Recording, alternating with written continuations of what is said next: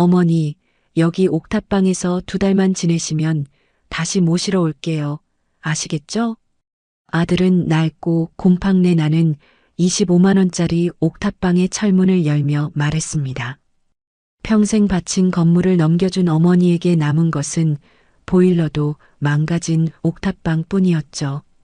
그리고 바로 다음 주 아들 내외는 처가 식구들과 눈부신 지중해의 크루즈 위에서 샴페인을 터뜨렸습니다. 하지만 그들은 몰랐습니다. 자신들이 버린 어머니가 그들의 인생을 나락으로 떨어뜨릴 열쇠를 쥐고 있다는 사실을요. 이제 그 차가운 옥탑방에서 한 어머니의 세상 가장 뜨거운 복수가 조용히 시작됩니다. 오늘도 사연 끝까지 함께 해주세요.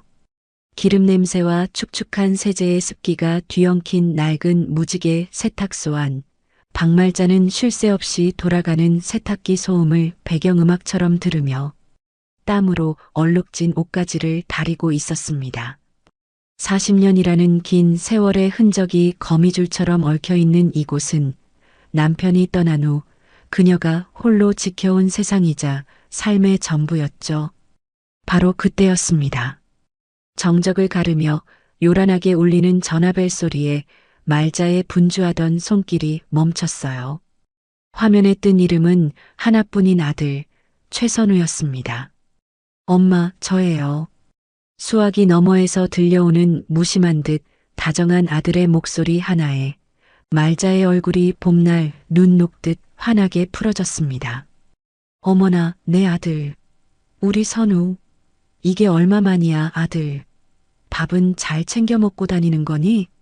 요즘 통소식이 없어서 엄마 속이 얼마나 새까맣게 타들어갔는지 모르지. 말자는 산더미처럼 쌓인 빨랫감도 전부 잊은 채 반가움을 감추지 못하고 목소리를 한껏 높였습니다. 엄마, 좋은 소식이 있어서 이따 서영이랑 같이 잠깐 들를게요. 그래. 아이고, 그래. 근데 저녁은? 뚜뚜뚜 저녁밥을 준비하냐고 묻고 싶었던 말자의 말이 끝나기도 전에 전화는 뚝 끊어져 버렸죠. 하지만 말자는 그럼에도 기분이 좋았습니다. 거울 앞으로 달려가 희끗희끗 도단한 새치를 손으로 꾹꾹 누르고 장롱 깊숙이 넣어두었던 가장 아끼는 외출복으로 서둘러 갈아입었습니다.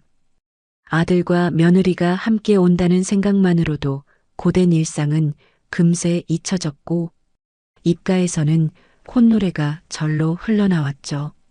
2시간 뒤 세탁소의 낡은 유리문이 삐걱거리는 소리와 함께 열렸고 한껏 멋을 낸 선우와 서영 부부가 모습을 드러냈습니다. 서영의 손에는 정체를 알 수 없는 두툼한 서류 봉투가 들려 있었어요. 그 모습이 어딘지 모르게 낯설고 위화감이 느껴졌죠. 어머님, 저희 왔어요. 그동안 잘 지내셨어요? 서영이 과장된 몸짓으로 다가와 다짜고짜 말자의 손을 덥석 잡았습니다. 그 지나치게 살가운 행동에 말자는 잠시 당황했지만 이내 인자한 미소로 며느리를 맞았습니다. 그래, 서영아, 오랜만이구나. 얼굴이 아주 좋아졌네. 밥은 먹고 왔니? 어머님, 저희가 지금 엄청난 소식을 가지고 왔는데 밥이 대수겠어요?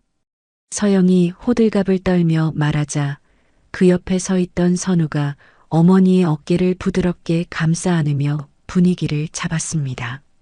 엄마, 일단 여기 좀 앉아봐요. 드릴 말씀이 있어요. 아주 중요하고 또 기쁜 얘기예요. 아들의 진지한 표정에 말자는 세탁소 한쪽에 놓인 낡은 간이의자에 몸을 기댔습니다. 아들과 며느리는 마치 중대한 발표를 앞둔 정치인처럼 그 앞에 나란히 서서 비장한 눈빛을 교환했습니다. 잠시 숨을 고른 서영이 드디어 입을 열었어요. 어머님, 저희가 드디어 어머님을 편안하게 모실 수 있게 됐어요. 서영은 말을 끝맺기도 전에 눈시울부터 붉히며 말자의 손을 더욱 강하게 움켜쥐었습니다. 나를 모셔? 아니, 그게 갑자기 다 무슨 소리냐? 말자가 어리둥절한 표정으로 되물었습니다. 엄마, 우리가 강남에 새 아파트를 계약하려고 해요. 거실 창문으로 한강이 다 보이고 방도 4개나 딸린 엄청나게 넓고 좋은 집이라고요. 선우가 의기양양한 목소리로 스마트폰을 꺼내 아파트 사진을 어머니의 눈앞에 들이밀었습니다. 잡지에나 나올 법한 휘황찬란한 사진에 말자는 입을 쉽게 다물지 못했습니다. 세상에나, 이게 정말 사람이 사는 집이란 말이니? TV에서나 나올 법한 집이네. 그런데 이렇게 좋은 집이 얼마나 비싸겠어. 너희들 가진 돈으로 괜찮은 거야? 걱정이 앞서는 말자의 질문에 환하게 웃고 있던 서영의 표정이 순간 어두워졌습니다. 어머님, 사실 그것 때문에 오늘 여기 왔어요. 서영이 기다렸다는 듯 말자의 손등 위로 자신의 손을 포개며 애절한 목소리로 말을 이었습니다. 이 아파트를 저희 힘만으로는 계약하기가 조금 벅차서요. 대출이 많이 필요한데 저희가 지금 가지고 있는 자산으로는 부족해요. 가지고 있는 재산이 많아야 은행에서 대출이 더 잘 나온대요. 선우와 서영은 말도 안 되는 거짓말을 그럴싸한 이유로 포장하며 말을 했습니다. 그럼 뭘 어떻게 해야 하니? 말자는 알아듣기 힘든 말에 고개를 갸웃거렸습니다. 어머님, 저희가 정말 다른 뜻이 있는 게 아니고 어머님 편하게 모시고 싶어서 이러는 거예요. 이 집 계약에만 필요한 거니까 아주 잠시만 이 건물 명의를 저희 앞으로 옮겨주시면 안 될까요? 서영의 목소리는 금방이라도 눈물이 터져 나올 것처럼 간절하게 떨리고 있었습니다. 뭐라고? 명의를? 이 건물을 너희 앞으로 옮겨달라고? 말자의 얼굴에서 웃음기가 순식간에 사라졌습니다. 40년간 피와 땀으로 일궈낸 남편이 남긴 단 하나의 유산인 이 건물을 넘겨달라는 소리였습니다. 엄마, 진짜로 달라는 게 아니라 서류상으로만 잠깐 옮기는 거예요. 계약 끝나고 대출 나오고 잔금 치르자마자 2달 뒤에 바로 무슨 일이 있어도 엄마 이름으로 다시 원상복구 시켜놓을게요. 제가 제 이름 석자 걸고 약속해요. 선우가 어머니의 굳은 표정을 읽고 다급하게 말을 쏟아냈습니다. 하지만 왜 하필 내 건물이 필요하단 말이니? 어머님 아시잖아요. 저희 둘 월급 뻔한 거.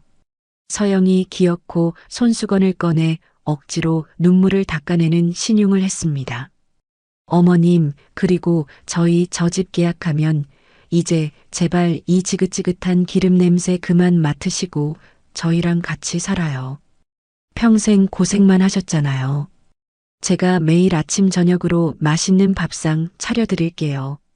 엄마, 내 말 못 믿어요? 내가 평생 엄마 고생시키는 게 싫어서 얼마나 발버둥 치며 살았는데. 딱 한 번만, 이 아들 한 번만 믿어줘요. 이제 엄마 고생 끝, 행복 시작이라고요. 선우가 무릎이라도 꿇을 기세로 말자의 주름진 손을 부여잡았습니다. 말자는 아들의 눈물 어린 호소에 단단했던 마음이 속절없이 무너져 내렸습니다.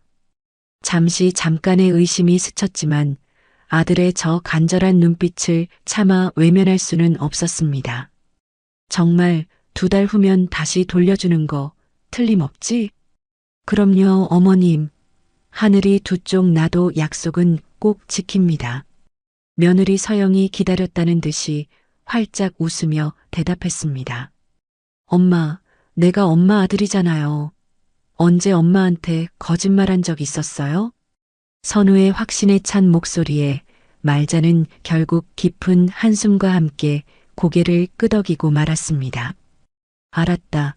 그럼 서류는 어떻게 하면 되는 거니? 어머님, 다른 건 다 필요 없어요. 인감 도장만 주시면 됩니다. 나머지는 저희가 다 알아서 준비했으니까요. 서영이 냉큼 들고 있던 봉투에서 서류 뭉치를 꺼내 말자의 눈앞에 펼쳤습니다. 말자는 떨리는 손으로 세탁소 안쪽 낡은 금고 깊숙한 곳에 보관해 두었던 인감도장을 꺼내왔습니다.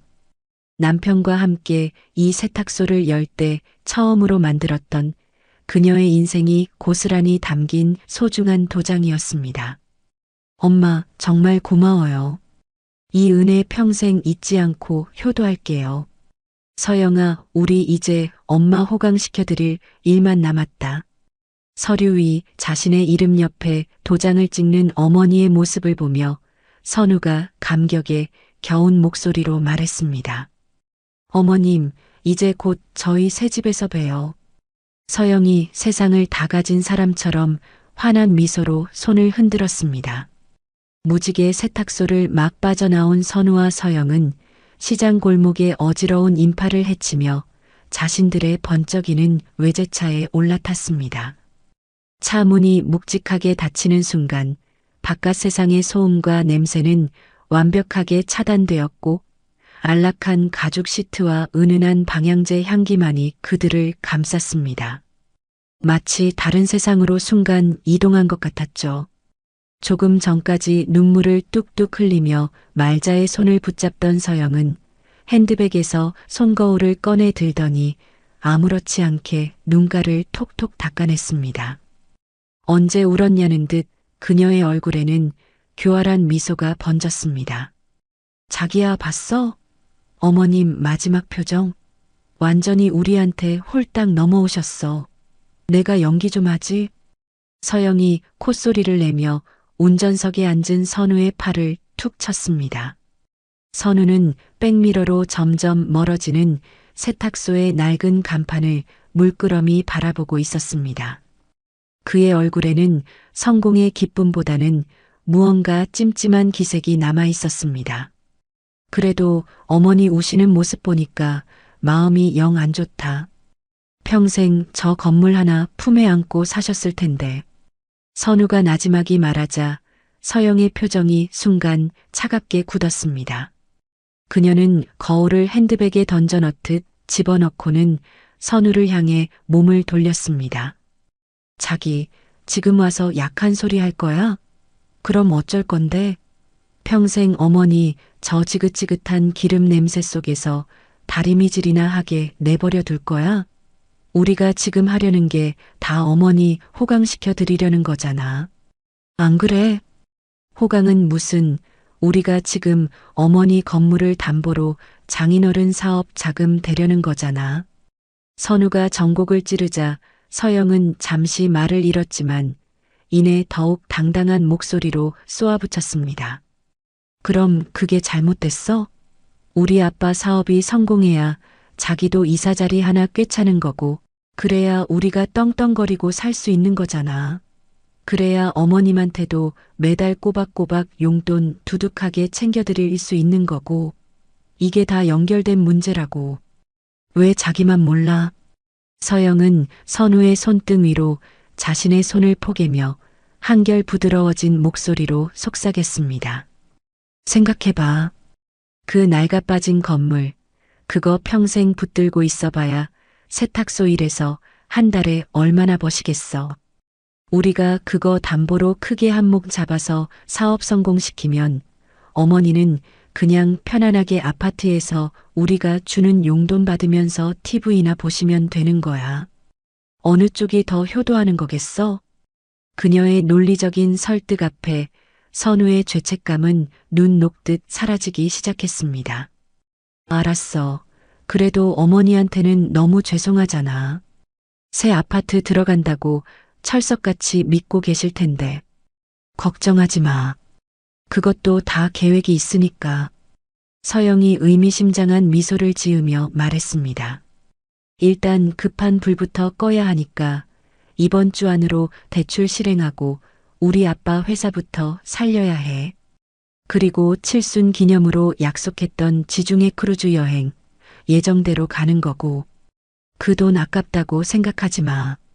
그럼 어머니는 2달 동안 어디에 계시라고 하고? 선우가 가장 걱정되는 부분을 물었습니다. 서영은 마치 정답을 알고 있다는 듯 손가락을 까딱이며 대답했습니다. 내가 다 알아봤지. 보증금도 필요 없는 허름한 옥탑방 하나 구해놨어. 인테리어 공사가 길어진다고 최고급 자재로 싹 바꾸느라 그런다고 둘러대면 돼. 2달만 거기서 지내시라고 하면 어머니 성격에 군소리 없이 그러실걸. 옥탑방이라고? 곧 겨울인데 너무 춥지 않을까? 어차피 잠깐인데 뭐 어때? 나중에 우리가 성공해서 진짜 좋은 집 사들이면 다 이해해 주실 거야. 자기야, 큰일을 하려면 사소한 건 좀 희생해야 하는 법이야. 알지? 서영은 그렇게 말하며 조수석에 깊숙이 몸을 기댔습니다. 그녀의 머릿속은 이미 지중해의 푸른 바다와 아버지 회사의 성공, 그리고 앞으로 펼쳐질 화려한 미래에 대한 상상으로 가득 차 있었습니다. 선우는 더 이상 아무 말도 하지 않았습니다. 그는 익숙하게 핸들을 돌려 시장 골목을 빠져나갔습니다. 선우의 차 안에선 말자의 평생이 담긴 인감도장이 들어있는 서류 가방이 뒷좌석에서 작게 덜컹거렸습니다. 그리고 며칠 후 약속대로 선우와 서영이 다시 세탁소를 찾아왔습니다. 그날은 선우와 서영의 집으로 이사를 하기로 한 날이었죠. 말자는 살고 있던 집에서 이사 준비를 마친 상태였습니다. 하지만 어찌된 일인지 두 사람의 표정은 그날과는 달리 무겁게 가라앉아 있었습니다. 어머님, 차에 타세요. 일단 가시죠.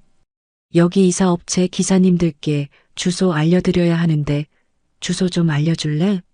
네, 엄마. 저희가 알려드릴게요. 일단 차에 타세요. 말자는 차갑게 말하는 아들의 목소리에 쎄한 느낌을 받았지만 조용히 차에 올라탔습니다. 강남의 으리으리한 아파트로 향할 것이라는 기대와는 달리 차는 자꾸만 낯선 골목길로 접어들었습니다. 선우야, 여기가 어디니? 길을 잘못 든 것 아니니? 어머님, 거의 다 왔어요. 잠시 후 차가 멈춘 곳은 금방이라도 쓰러질 듯한 낡은 다세대 주택 앞이었죠. 선우와 서영은 말자를 이끌고 가파르고 녹슨 철제 계단으로 향했습니다. 한 걸음 한 걸음 오를 때마다 삐걱거리는 소리가 말자의 심장을 철렁 내려앉게 했습니다. 계단 끝에는 초라한 옥탑방이 을씨년스럽게 자리하고 있었습니다. 어머님, 정말 죄송해요. 서영이 옥탑방의 낡은 문을 열며 고개를 푹 숙였습니다. 대체 여기가 어디니? 말자가 눈앞의 광경을 믿을 수 없다는 듯 당황하며 물었습니다. 엄마, 일단 들어가서 얘기해요. 사실은 저희가 계약하고 집을 다시 꼼꼼하게 살펴보니까 상태가 생각보다 너무 안 좋았어요. 선우가 어머니의 어깨를 붙잡고 변명을 늘어놓기 시작했습니다. 도배도 싹 다 뜯어내고 바닥도 새로 깔아야겠더라고요. 이왕 엄마 모시는 거 대충 하고 싶지 않았어요. 최고급 자재로 완벽하게 수리해서 모시고 싶어서. 그래서 여기는 왜 온 거냐고 묻잖아. 어머님, 인테리어 업체에 물어보니까 공사 기간이 꼬박 2달은 걸린다고 해요. 그때까지만 정말 너무너무 죄송하지만 여기서 잠시만 지내주실 수 있을까요? 서영이 울먹이며 말자의 손을 애처롭게 잡았습니다. 엄마, 제가 자고 들를게요. 뭐 필요한 거 없는지 살펴보고. 2달, 그거 금방 가잖아요. 선우도 죄책감 가득한 표정으로 어머니를 달랬습니다. 말자는 차갑고 퀴퀴한 곰팡이 냄새가 진동하는 방 안을 망연자실하게 둘러보았습니다. 손바닥만한 좁은 공간에 때 묻은 이불 한 채와 작은 냉장고 하나가 전부였죠. 진작 말했으면 내가 그 집 좀 더 늦게 뺐을 텐데. 정말 2달만이면 되는 거지? 네, 어머님. 약속드릴게요. 서영이 굳은 표정으로 고개를 끄덕였습니다. 그리고 이삿짐은 보관 창고로 보냈다고 통보하고는 마치 도망이라도 치듯 옥탑방을 떠났습니다. 홀로 남겨진 말자는 차가운 시멘트 바닥에 주저앉았습니다. 눈앞이 캄캄했지만 애써 마음을 다잡았습니다. 그래, 2달 딱 2달만 참는 거야. 그러면 우리 아들이랑 따뜻하고 좋은 집에서 살 수 있을 테니까. 그녀는 벽에 걸린 낡은 달력을 내려 오늘로부터 60일 후의 날짜에 떨리는 손글씨로 새집 입주라고 적고는 동그라미를 그렸습니다. 그러나 일주일이 지나도록 아들에게서는 전화 한 통이 없었습니다. 기다리다 못해 먼저 전화를 걸면 회의 중이라는 짧은 문자만 돌아올 뿐이었습니다. 시간은 무심하게 흘러갔고 어느덧 칼바람이 부는 혹독한 겨울밤이 찾아왔습니다. 낡은 창문 틈새로 황소바람이 들어와 방 안의 온기를 모조리 앗아갔습니다. 덜컹, 끽끽. 그때 방 한구석에서 위태롭게 돌아가던 낡은 보일러가 기괴한 소리를 내더니 이내 잠잠해졌습니다. 완전히 멈춰버린 것이었습니다. 방 안의 온도는 급격히 떨어지기 시작했죠. 말자는 얇은 이불을 머리끝까지 뒤집었었지만 뼛속까지 파고드는 한기를 막을 수는 없었습니다. 이러다가 정말 얼어 죽는 건 아닌지 몰라. 입술이 파랗게 질리고 온몸이 사시나무처럼 덜덜 떨렸습니다. 바로 그 순간 머리맡에 놓아둔 휴대폰이 요란하게 울렸습니다. 화면에 뜬 이름은 멀리 부산에 사는 여동생 연자였습니다. 언니, 잘 지내고 있어? 수화기 너머로 들려오는 동생의 밝은 목소리에 말자는 겨우 정신을 차렸습니다. 연자야. 어머, 언니 목소리가 왜 그래? 어디 아파? 감기 걸렸어? 아니야, 괜찮다. 괜찮아.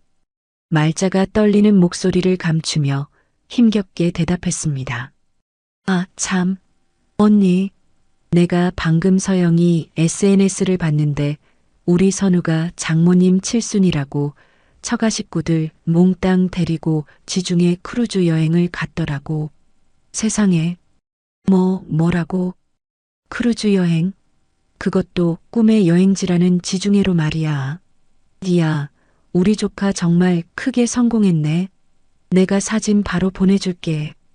전화를 끊자마자 띵하는 소리와 함께 문자가 도착했습니다. 떨리는 손으로 문자 메시지를 열자 눈이 부실 정도로 파란 지중해 바다 앞에서 샴페인 잔을 높이 든 아들과 며느리의 행복한 얼굴이 화면을 가득 채웠습니다. 그들의 옆으로는 화려한 드레스와 턱시도로 한껏 멋을 낸 사돈 식구들이 세상을 다 가진 듯 환하게 웃고 있었습니다. 나는 이 옥탑방에 처박아 놓고 처가 식구 데리고 크루즈 여행을 간 거야? 말자의 손에서 휴대폰이 힘없이 미끄러져 차가운 시멘트 바닥으로 떨어졌습니다. 쨍그랑하는 소리와 함께 액정 화면이 거미줄처럼 산산조각 났습니다. 깨진 화면 속에서도 아들 내외는 여전히 행복하게 웃고 있었습니다. 옥탑방의 칼날 같은 겨울바람이 그녀의 영혼까지 남김없이 얼려버리는 것 같았습니다. 다음 날 아침 말자는 끙하는 신음과 함께 간신히 몸을 일으켰습니다. 아들 내외가 남기고 간 지독한 배신감은 밤새 옥탑방의 냉기와 함께 박말자의 뼛속까지 스며들었습니다. 깨진 휴대폰 액정처럼 산산조각난 마음을 부여잡고 뜬 눈으로 밤을 새운 그녀의 몸은 천근만근 무거웠죠. 그럼에도 불구하고 평생 몸에 밴 습관은 어김이 없었습니다. 그녀는 얼음장처럼 차가운 물에 얼굴을 담그고 정신이 번쩍 들 때까지 세수를 했습니다. 그리고는 흐트러진 솜니부를 각 맞춰 개기 시작했습니다. 뭔가 이상해. 그 건물 다시 돌려주는 거 맞는 거야? 말자가 독백처럼 중얼거리며 이불을 번쩍 들어 올렸습니다. 축축한 이불을 옥상에 널기 위해 문으로 향하는 순간 밖에서 쇠계단을 쿵쾅거리며 뛰어 올라오는 다급한 발소리가 들렸습니다. 할머니, 안에 계세요? 곧이어 낡은 철문이 떨어져라 두드리는 소리가 옥탑방을 울렸습니다. 말자가 의아한 표정으로 문을 열자 숨을 헐떡이는 웬 젊은 청년이 서 있었습니다. 저기, 안녕하세요. 저는 이 아래층 건물주 손자 이민호라고 합니다. 할아버지께 말씀 들었어요. 할머니께서 이 동네에서 제일 유명한 세탁소를 40년이나 하신다고. 민호가 절박한 표정으로 와이셔츠를 들어 보였습니다. 이게 어제 삼겹살집에서 입은 건데 기름이 튀고 거기다 고추장에 참기름까지 묻었어요.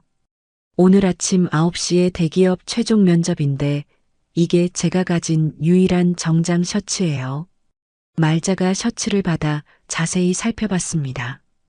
기름 자국 위에 고추장의 붉은 색소가 깊게 스며들어 있었죠.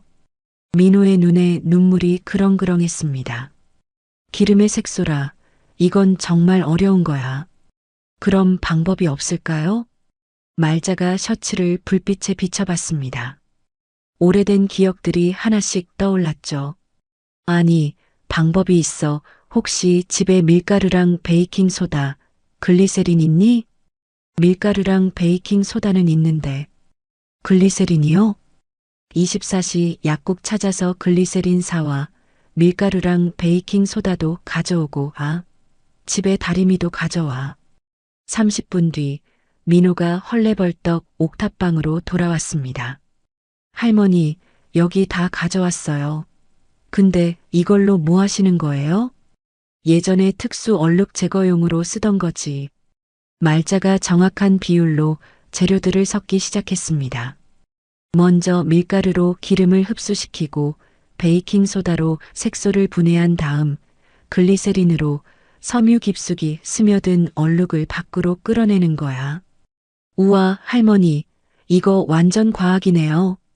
민호가 스마트폰을 꺼내 영상을 찍기 시작했습니다. 뭐 하는 거야? 저 유튜브 하거든요. 이런 건 처음 봐서 찍어도 될까요? 말자는 대답 없이 작업에 집중했습니다. 먼저 밀가루를 기름 부분에 뿌리고 10분간 기다렸죠. 그 다음 베이킹소다 반죽을 고추장 자국에 발랐습니다. 지금부터가 중요해. 온도가 딱 맞아야 돼. 말자가 미지근한 물에 글리세린을 섞고 솔로 조심스럽게 문지르기 시작했습니다. 붉은 얼룩이 조금씩 옅어지더니 서서히 사라졌죠. 헐, 진짜 지워지고 있어요. 40분 후 셔츠는 완벽하게 깨끗해졌습니다. 이제 다림질만 하면 돼. 정확한 온도와 압력으로 주름 하나 없이 셔츠가 펴졌죠. 완성이다. 민호가 셔츠를 받아들고는 입이 떡 벌어졌습니다. 대박! 이거 완전 새 옷 같아요. 그 지독한 얼룩이 흔적도 없이 사라졌어요. 면접 잘 봐. 할머니, 정말 감사해요. 얼마 드릴까요? 됐어. 가봐. 민호가 문을 나서다가 돌아섰습니다. 할머니, 제가 방금 찍은 영상 유튜브에 올려도 될까요? 옥탑방 세탁 요정이라는 제목으로요. 맘대로 해. 민호가 신나서 계단을 뛰어내려갔습니다. 그날 밤 민호가 올린 영상은 폭발적인 반응을 일으켰습니다. 세탁소도 포기한 기름 고추장 얼룩을 지워낸 할머니의 비법이라는 제목의 영상이 순식간에 퍼져나갔죠. 이런 분이 진짜 장인이다. 우리 엄마가 봤으면 얼마나 좋아했을까. 저 손놀림 보세요. 예술이네요. 댓글들이 수백 개씩 달리기 시작했습니다. 다음 날 아침 말자의 휴대폰이 울렸습니다. 할머니, 면접 합격했어요. 그리고 할머니 영상이 지금 조회수 50만을 넘었어요. 말자는 무슨 말인지 이해할 수 없었습니다. 그게 무슨... 제가 지금 올라갈게요. 잠시 후 민호가 노트북을 들고 올라왔습니다. 보세요, 할머니. 사람들이 할머니를 응원하고 있어요. 화면에는 수많은 댓글과 하트가 가득했죠. 40년 경력이 이런 거구나. 할머니 세탁 비법 더 알려주세요. 말자의 눈가가 촉촉해졌습니다. 얼어붙었던 그녀의 마음이 조금씩 녹아내리는 것 같았죠. 할머니, 앞으로도 가끔 이런 영상 찍어도 될까요? 말자가 창밖을 바라봤습니다. 차가운 옥탑방이지만 세상과 이어진 작은 창이 열린 것 같았죠. 그래, 해보자. 민호가 환하게 웃었습니다. 할머니가 얼마나 대단한 분인지 이제 온 세상이 알게 될 거예요. 아들 내외가 어머니의 전 재산을 들고 그들만의 낙원을 향해 떠나버린 바로 그 시각, 지중해에 눈부신 햇살이 거대한 크루즈 갑판을 황금빛으로 사치스럽게 물들이고 있었습니다. 하얀 명품 요트 모자를 쓴 오서영이 최신형 스마트폰을 높이 들고 유튜브 방송을 시작했죠. 그녀의 얼굴은 값비싼 화장품과 만족감으로 번들거렸습니다. 여러분 안녕하세요. 인플루언서 서영입니다. 지금 저는 그리스 산토리니 앞바다에 떠 있는 초호화 크루즈 위에 있어요. 와, 저기 좀 보세요. 이 보석 같은 에메랄드빛 바다. 정말 비현실적이지 않나요? 서영이 과장된 몸짓으로 카메라를 빙글 돌리자 화면에는 눈이 휘둥그레질 만큼 호화로운 선상 파티장이 펼쳐졌습니다. 하늘을 찌르듯이 솟은 샴페인 타워와 신선한 해산물이 산처럼 쌓인 뷔페 테이블, 그리고 머리부터 발끝까지 값비싼 브랜드로 치장한 사람들이 행복에 겨워 웃고 떠드는 모습이 고스란히 담겼습니다. 이 모든 게 뭔지 아세요? 바로 저희 남편이 저희 친정엄마 칠순 기념으로 통 크게 쏜 거랍니다. 정말 이 세상 최고의 사위 아닌가요? 자기야, 이리 와봐. 옆에서 샴페인 잔을 들고 있던 선우가 아내의 부름에 불편한 표정으로 돌아보았습니다. 여보, 방송은 이제 그만하고 밥이나 먹으러 가자. 사람들이 쳐다보잖아. 잠깐만. 우리 구독자님들이 자기 얼굴 보고 싶다고 난리란 말이야. 서영이 막무가내로 선우의 팔을 잡아 카메라 앞으로 끌어당겼습니다. 짜잔. 여러분, 제 옆에 있는 이 남자가 바로 그 능력남, 제 남편입니다. 우리 남편 덕에 제가 이렇게 호강하고 살아요. 자기야, 인사 한번 해줘. 선우가 마지못해 카메라를 향해 어색하게 손을 흔들었습니다. 바로 그때 그의 주머니에서 익숙한 벨소리가 울렸습니다. 화면에 뜬 어머니라는 세 글자에 그의 심장이 쿵 내려앉았죠. 어머니한테서 전화 왔네. 지금 받지 마. 미쳤어? 한창 분위기 좋은데 방송 끊을 일 있어? 서영이 카메라에 잡히지 않게 입모양으로 속삭이며 날카롭게 눈을 흘겼습니다. 그래도 무슨 일 있으신 거 아닐까? 무슨 일은 무슨 일? 자기, 어머니도 혼자 조용히 쉬고 싶으실 거야.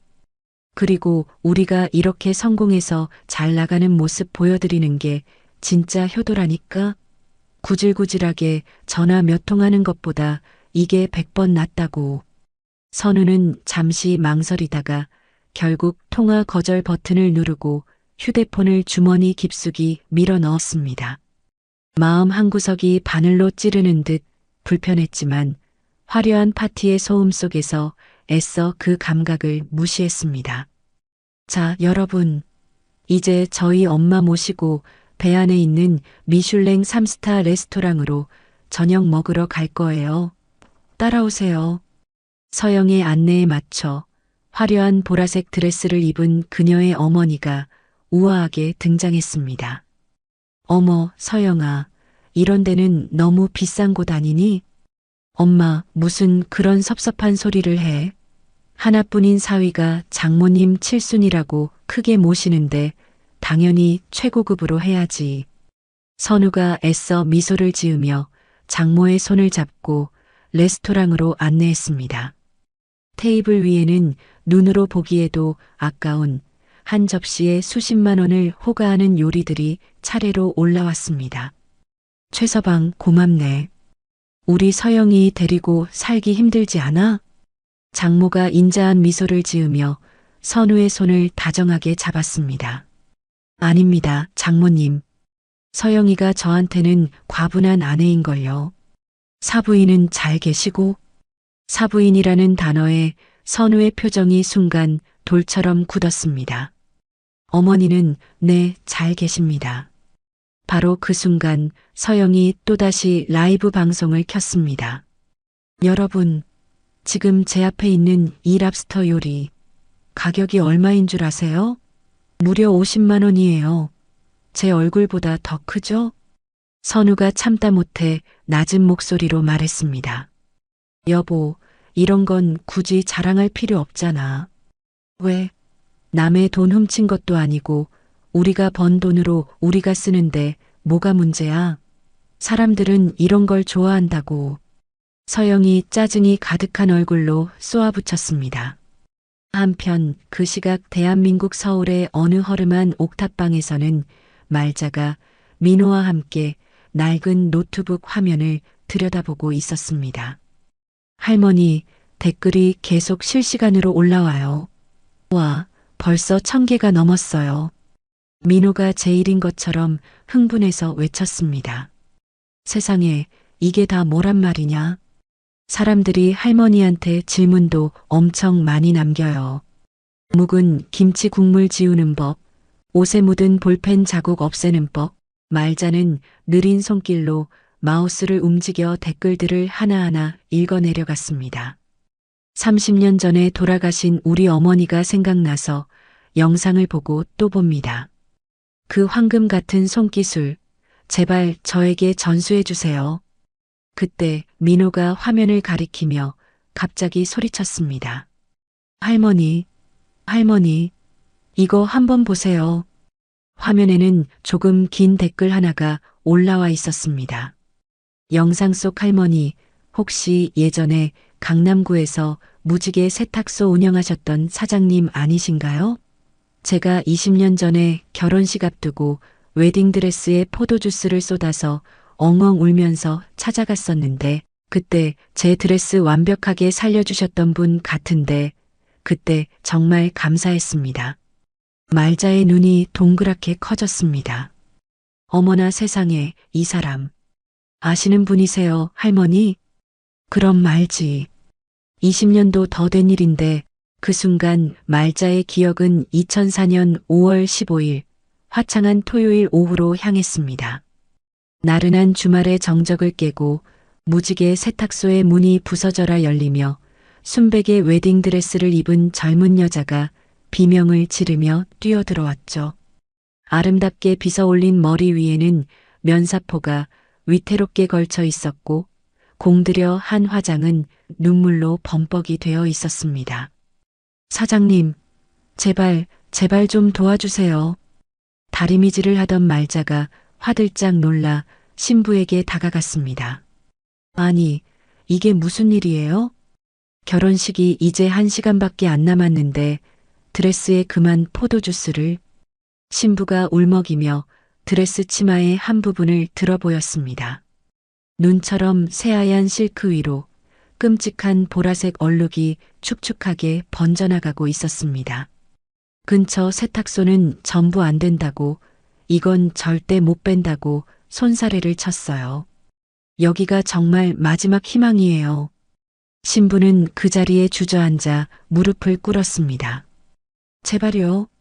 이건 저희 엄마가 물려주신 드레스예요. 이 드레스를 입고 결혼하는 게 하늘에 계신 엄마와의 마지막 약속이었어요. 말자가 황급히 신부를 일으켜 세웠습니다. 일단 울지 말고 예식 시간까지 얼마나 남았다고 했죠? 1시간이요. 정확히 3시 30분에 신부 입장을 해야 해요. 말자가 벽에 걸린 괴종시계를 쳐다보았습니다. 정말 1시간하고도 몇 분밖에 남아있지 않았습니다. 지금 당장 드레스 벗으세요. 빨리. 네. 여기서요? 하지만 망설일 시간 없어요. 다른 방법이 없으니까. 저 안쪽에 탈의실 있으니 어서 들어가서 벗어요. 신부는 말자의 단호한 목소리에 이끌려 급하게 드레스를 벗어왔습니다. 얇은 속치마만 입은 그녀는 두려움과 추위에 덜덜 떨고 있었습니다. 말자는 드레스를 작업대 위에 조심스럽게 펼쳤습니다. 이미 포도주스는 최고급 실크의 섬세한 섬유 속으로 깊숙이 스며들어 있었습니다. 보통 방법으로는 절대 안 되겠군. 말자는 한치의 망설임도 없이 움직였습니다. 먼저 얼룩 뒷면에 두툼한 흰 수건을 받친 다음 시원한 탄산수를 그 위로 콸콸 쏟아부었습니다.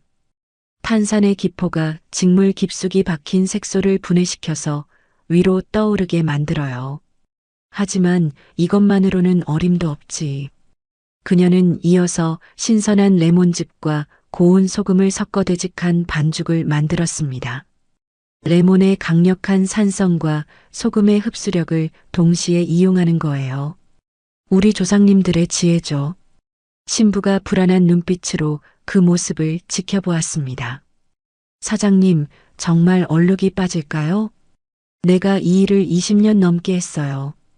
그동안 내 손에서 못 지운 얼룩은 없었으니까 나를 믿고 기다려줘요.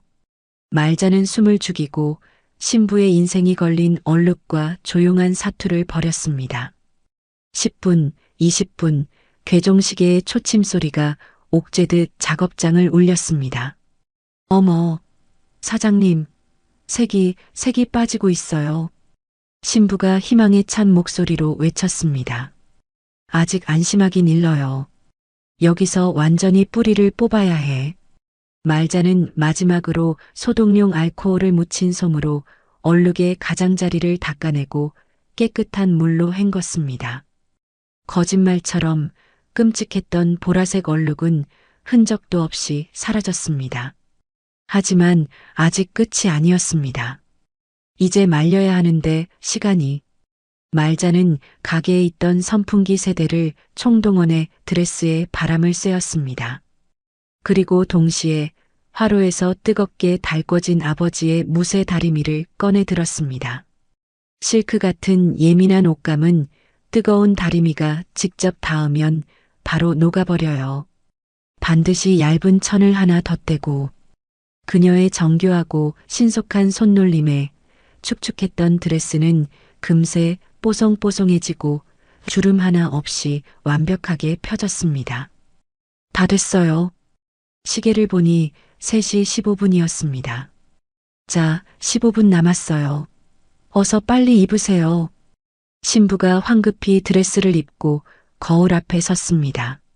언제 얼룩이 있었냐는 듯 드레스는 처음보다 오히려 더 새 것처럼 눈부시게 빛나고 있었습니다. 사장님, 정말 뭐라고 감사의 말씀을 드려야 할지. 신부는 이번에는 기쁨의 눈물을 쏟아냈습니다. 이제 그만 울어요. 그러다 예쁜 화장 다 번지겠네. 말자가 다정한 목소리로 손수건을 건넸습니다. 아, 근데 제가 드레스 입고 뛰쳐나와서 돈이. 결혼식 끝나고 신혼여행 잘 다녀오세요. 돈은 그때 줘요. 네, 정말요? 오늘 세상에서 가장 행복한 신부가 되세요. 어서 가봐요. 신랑 기다리겠다. 신부가 말자의 손을 꼭 잡았습니다. 사장님의 이 은혜, 평생 잊지 않고 살게요. 정말 감사합니다. 신부가 뛰어나가자 얼마 지나지 않아 멀지 않은 교회에서 예식을 알리는 종소리가 은은하게 들려왔습니다. 그날의 기억에서 깨어난 뒤 민호가 놀라움을 감추지 못했습니다. 우와, 대박. 할머니, 제가 답글 달아드릴게요. 뭐라고 써드릴까요? 그냥 지금은 잘 살고 있느냐고 그것만 좀 물어봐다오. 민호가 빠르게 키보드를 두드려 답글을 올리자 거짓말처럼 곧바로 새로운 댓글이 달렸습니다. 세상에, 정말 사장님이셨군요.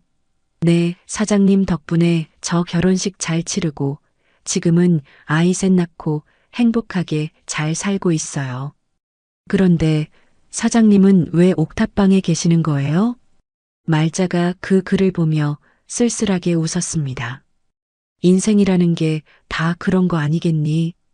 그때 마치 약속이라도 한 듯 또 다른 댓글이 올라왔습니다. 저도 사장님 기억해요. 10년 전에 저희 남편 마지막 가시는 길 영정 사진에 쓸 옷에 얼룩이 묻어서 찾아갔었는데 그때 저를 따뜻하게 위로해 주셔서 얼마나 큰 힘이 되었는지 모릅니다. 저도요. 5년 전 취업 최종 면접 보러 가다가 칼에 쏟아서 망연자실했는데 사장님이 30분 만에 감쪽같이 지워주셨잖아요. 덕분에 저 그 회사 합격해서 지금 대리됐어요. 순식간에 댓글창은 말자의 옛 손님들이 보내온 감사와 안부 인사로 가득 채워졌습니다. 그녀가 잊고 있던 수많은 인연들이 디지털 세상 속에서 되살아나고 있었습니다. 할머니, 이거 정말 장난 아니에요.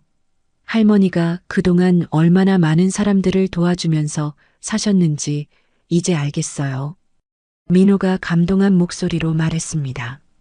다들 그렇게 잘 살고 있었구나. 말자의 메마른 눈가가 어느새 촉촉하게 젖어들었습니다. 그때 민호의 휴대폰이 요란하게 울렸습니다. 네. 아, 네. 지금요? 아, 정말입니까?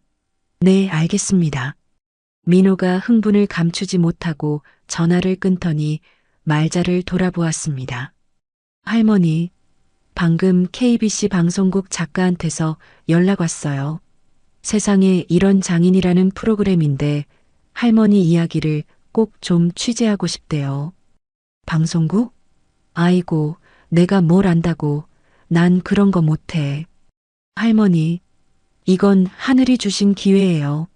할머니의 놀라운 기술을 더 많은 사람들에게 알릴 수 있다고요. 말자가 망설이고 있을 때 노트북 화면에 새로운 알림이 떴습니다.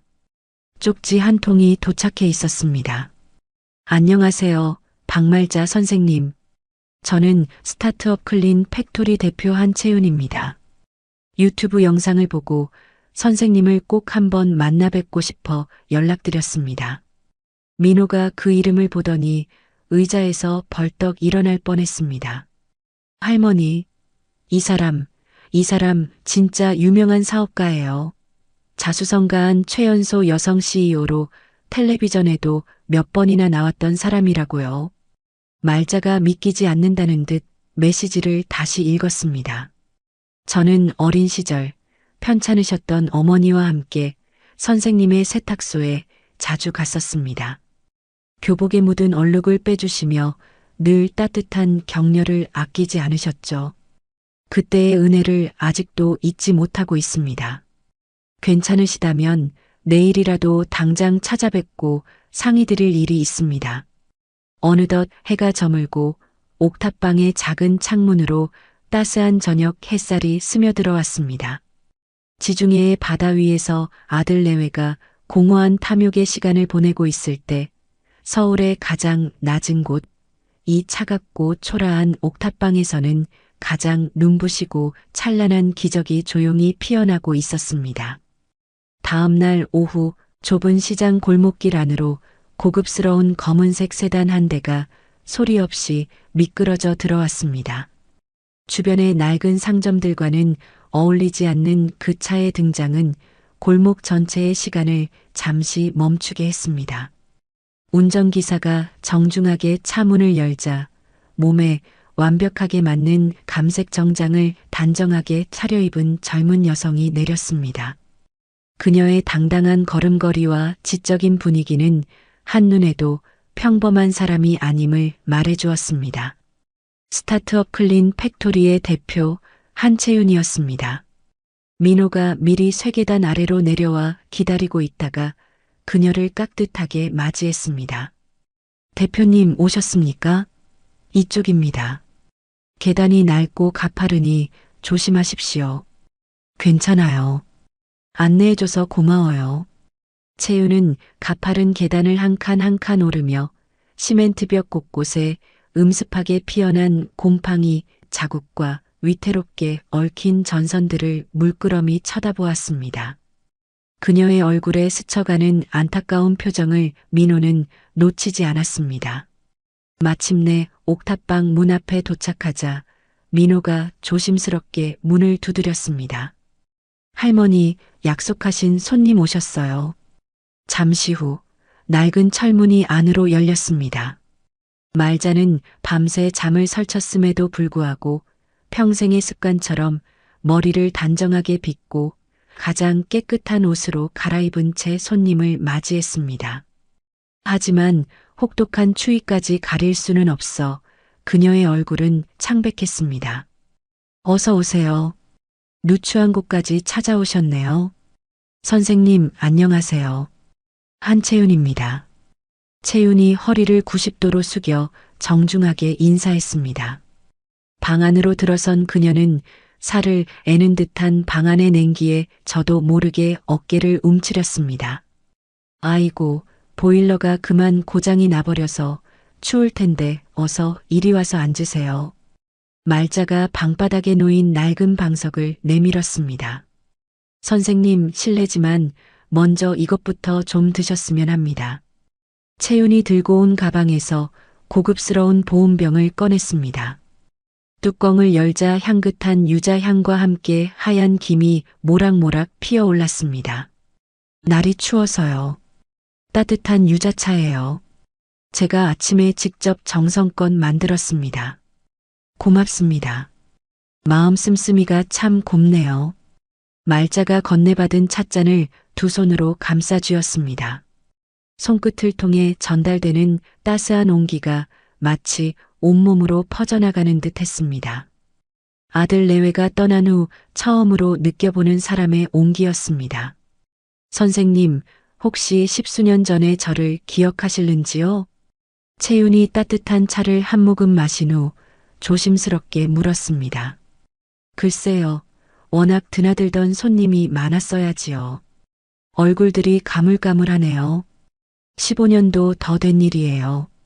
그때 저희 어머니랑 저랑 단둘이 살았는데 형편이 어려워서 늘 외상으로 세탁물을 맡기곤 했었죠. 말자가 그 말을 듣고 채윤의 얼굴을 찬찬히 뜯어보았습니다. 기억의 저편에서 희미한 얼굴 하나가 떠올랐습니다. 혹시 어머니가 동네 미용실에서 보조로 일하시던 분 아니신가요? 맞아요. 맞아요, 선생님. 기억하시는군요. 채윤의 눈이 놀라움과 기쁨으로 반짝였습니다. 그럼 기억하지요. 그때 따님이 교복을 입고 심부름을 자주 왔었지요. 그렇게 공부를 잘한다고 나중에 커서 꼭 훌륭한 사람이 될 거라고 어머니가 자랑을 입이 닳도록 했었는데 그 학생이 바로 저예요. 그때 제가 중학생이었죠. 채윤의 눈시울이 어느새 붉게 물들었습니다. 어머니가 몇 년 전에 암으로 돌아가셨어요. 돌아가시기 전까지 늘 제 손을 잡고 말씀하셨습니다. 무지개 세탁소 사장님은 우리 모녀의 은인이라고요. 은인은 무슨 은인입니까? 나는 그냥 내 할 일을 한 것뿐인데요. 아닙니다, 선생님. 선생님은 단순히 세탁만 해주신 게 아니었어요. 채윤이 가방에서 조심스럽게 낡은 사진 한 장을 꺼냈습니다. 빛바랜 사진 속에는 하얗고 빳빳한 교복을 입은 채윤과 그 옆에서 세상 가장 행복한 미소를 짓고 있는 그녀의 어머니가 있었습니다. 이게 제 고등학교 졸업식 사진이에요. 이 교복, 선생님께서 3년 내내 아무런 대가도 받지 않고 매일같이 다려주셨던 바로 그 교복입니다. 내가 그랬었나? 네. 어머니가 미용실 막내로 버는 돈으로는 월세 내기도 빠듯했는데 선생님께서는 학생 교복은 언제나 깨끗하고 빳빳해야 기가 산다면서 단 한 번도 돈을 받지 않으셨어요. 채윤이 흐르는 눈물을 손등으로 훔쳤습니다. 선생님 덕분에 저는 가난하다고 해서 구겨진 교복을 입고 주눅 들지 않을 수 있었어요. 그게 어린 제게 얼마나 큰 자존심이고 힘이 되었는지 선생님은 모르실 거예요. 별일도 아닌 것을 가지고 뭘 그렇게까지. 선생님, 저는 지금 클린 팩토리라는 회사를 운영하고 있습니다. 채윤이 태블릿 PC를 꺼내 회사 소개 자료를 말자에게 보여주었습니다. 저희가 새로운 프로젝트를 준비하고 있습니다. 이처가는 한국 장인들의 정신과 기술을 현대적으로 재해석해서 새로운 가치를 만드는 브랜드를 론칭하려고 합니다. 그게 나 같은 늙은이랑 무슨 상관이 있다는 말입니까? 그 첫 번째 주자로 선생님을 모시고 싶습니다. 선생님의 성함과 40년 노하우를 건 프리미엄 세탁 세제 라인을 만들고 싶어요. 브랜드 이름은 박말자의 하루로 생각하고 있습니다. 말자가 너무나도 놀라 자신의 귀를 의심하며 채윤을 바라보았습니다. 선생님의 지혜와 비법을 제품으로 만들면 세상의 수많은 사람들이 집에서도 전문가의 손길을 느낄 수 있게 될 겁니다. 하지만 난 배운 것도 없고 이제는 늙어서 선생님은 그저 얼굴만 빌려주시는 모델이 아닙니다. 저희 신제품 개발의 총괄 고문으로 정식으로 모시고 싶습니다. 채윤이 가방에서 두툼한 서류 봉투를 꺼내 말자의 앞에 놓았습니다. 계약서였습니다. 초기 계약금으로 5천만 원, 매달 고물료로 500만 원, 그리고 제품이 출시되면 판매 수익의 10%를 로열티로 지급하는 조건입니다. 그리고 이건 당연한 이야기지만 당장 따뜻하고 편안한 곳으로 모시겠습니다. 저희 회사 근처에 있는 최고급 오피스텔을 준비해 두었습니다. 채윤이 자리에서 일어나 말자의 앞에 다가앉으며 그녀의 갈라지고 거친 손을 두 손으로 따뜻하게 잡았습니다. 선생님, 이제는 제가 선생님께 보답할 차례입니다. 15년 전 선생님께서 이름 없는 저희 모녀에게 베풀어 주셨던 그 따뜻함을 이제는 제가 온 세상에 전하고 싶습니다. 말자는 한참 동안 아무 말 없이 채윤의 얼굴을 바라보았습니다. 눈물 콧물 흘리던 그 어린 꼬마가 어느새 이렇게 훌륭하게 자라 자신의 앞에 앉아 있었습니다. 나는 그저 내 자식 같아서 안쓰러워서 그랬던 것뿐인데 선생님은 가난한 사람들의 마지막 남은 품위를 지켜주셨습니다. 돈으로는 절대 살 수 없는 세상에서 가장 큰 선물을 주신 겁니다. 채윤이 창밖을 가리켰습니다. 저 밖에 선생님의 따뜻한 손길 덕분에 위로받았던 수많은 사람들이 있습니다. 유튜브 댓글이 바로 그 증거입니다. 이제 그들에게 선생님의 이야기를 제대로 들려주고 싶습니다. 민호가 얼른 노트북을 돌려 댓글 창을 보여주었습니다. 박말자 할머니표 세제 나오면 무조건 삽니다. 라는 댓글이 가득했습니다. 긴 침묵 끝에 말자가 천천히 고개를 끄덕였습니다. 알았어요. 한번 해봅시다. 채윤의 얼굴에 비로소 환한 미소가 피어났습니다. 정말 감사합니다, 선생님. 내일 오전에 바로 모시러 오겠습니다. 그런데 한 가지 조건이 있습니다. 네, 선생님. 무엇이든 말씀하십시오. 제품을 만들되 나처럼 돈 없고 가난한 사람들도 부담 없이 사서 쓸 수 있는 가격의 제품도 반드시 함께 만들어야 합니다. 채윤이 한치의 망설임도 없이 고개를 끄덕였습니다. 물론입니다, 선생님. 프리미엄 라인과 함께 누구나 사용할 수 있는 합리적인 가격의 보급형 라인도 반드시 만들겠습니다. 그리고 수익의 일부는 꼭 나보다 더 어려운 이웃을 위해 써주세요. 선생님의 그 고귀한 뜻 반드시 지키겠습니다. 채윤이 자리에서 일어서며 마지막으로 인사를 건넸습니다. 선생님, 15년 전에 저희 모녀에게 베풀어 주신 그 작은 친절이 이제 더 큰 사랑이 되어온 세상에 돌아갈 겁니다. 말자가 처음으로 진심으로 따뜻하게 웃었습니다. 여전히 보일러는 고장난 채였지만 옥탑방 안은 그 어느 때보다 훈훈한 온기로 가득 차 있었습니다. 반가운 손님이 떠나간 후에도 차가운 옥탑방 안에는 사람의 온기가 오래도록 남아 있었습니다. 그날 밤 방 한구석에 조용히 앉아있던 말자의 시간은 순식간에 50년 전 그날의 기억으로 향했습니다. 때는 1973년의 어느 눈부신 봄날, 전쟁의 상흔이 아직 가시지 않은 부산국제시장 뒷골목이었습니다. 항구에서 불어오는 비릿한 바닷바람과 자갈치 시장의 생선 냄새가 뒤섞여 특유의 활기를 뿜어내던 곳이었죠. 20살의 앳된 말자는 아버지가 운영하는 작은 평화 세탁소에서 일을 배우고 있었습니다.